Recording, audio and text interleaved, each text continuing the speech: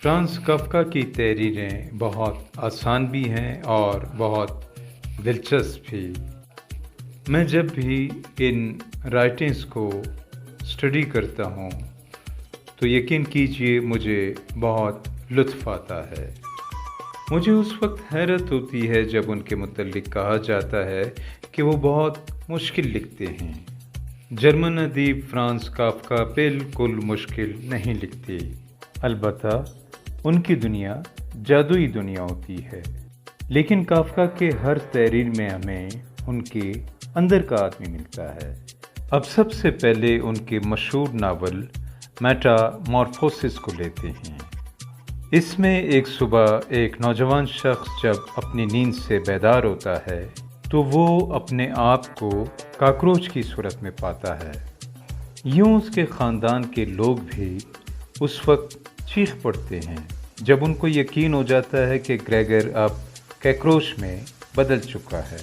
یوں اب اگر ہم اس بات کا تجزیہ کریں کہ کافکا نے گریگر کو کیوں کاکروچ میں بدلا تو یہ ماں سوائے کافکا کے اس خوف کے اور کچھ بھی نہیں جس کا نام بے یقینی ہے اور جسے اس کے ظالم قصائی باپ نے اس کے ذہن میں اس کے بچپن سے ڈالا تھا۔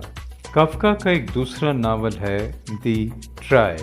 اس میں ایک ایسا کردار ہمارے سامنے آتا ہے جس کا نام ہے مسٹر کے۔ مسٹر کے پر ٹرائل چل رہا ہے، اس کو مقدمے کا سامنا ہے، لیکن اس کو آخر تک نہیں بتایا جاتا کہ اس کا جرم کیا ہے، اس نے قصور کیا کیا ہے، اس نے آفینس کیا کمٹ کیا ہے۔ اس جادوئی دنیا میں بھی ایک بے یقینی کی کیفیت ہے، اور یہاں بھی کافکا کے لاشعور کا یہ خوف ہے کہ کہیں اس طرح کے عجیب و غریب حالات سے میرا سامنا نہ ہو جائے۔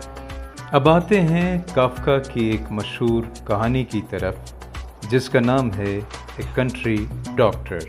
یہاں ایک صبح ایک بوڑھے ڈاکٹر کے پاس ایک ایسا عجیب و غریب شخص آتا ہے جو اس سے کہتا ہے کہ قریب کے گاؤں میں ایک لڑکا بستر مرگ پر پڑا ہوا ہے۔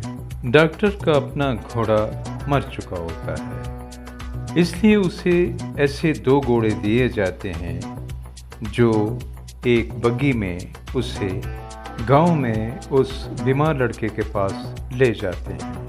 لیکن ڈاکٹر کے جانے سے پہلے وہ اجنبی شخص ایک عجیب سی بات کرتا ہے کہ تمہاری واپسی پر میں تمہاری نوکرانی کو اپنے ساتھ گاؤں لے جاؤں گا۔ تو وہاں بھی ایک عجیب و غریب سی صورتحال ہوتی ہے۔ لڑکا بالکل بیمار نہیں ہوتا بلکہ وہ درست حالت میں ہوتا ہے۔ پھر ڈاکٹر مزید حیران ہو جاتا ہے جب وہ دیکھتا ہے کہ لڑکا زخمی ہے اور اس کے جسم سے خون نکل رہا ہے۔ بہرحال یہاں سے فراغت کے بعد جب ڈاکٹر کی واپسی ہوتی ہے تو اپنے گھر میں یہ دیکھ کر ڈاکٹر کی حیرت ہوتی ہے کہ وہ اجنبی شخص یہ چاہتا ہے کہ وہ طاقت کے ذریعے ڈاکٹر کی نوکرانی کو اپنے ساتھ ہمیشہ کے لیے لے جائے۔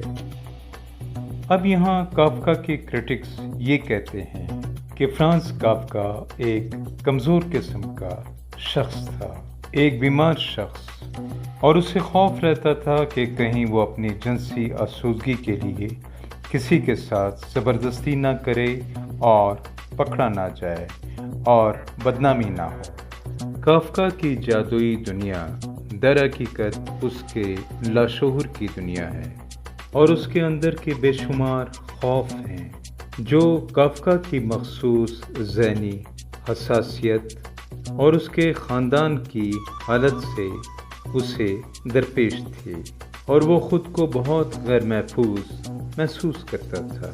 تو بظاہر تو کافکا کی دنیا ایک جادوئی دنیا ہے، لیکن در حقیقت یہ ایک انسیکیور آدمی کی دنیا ہے۔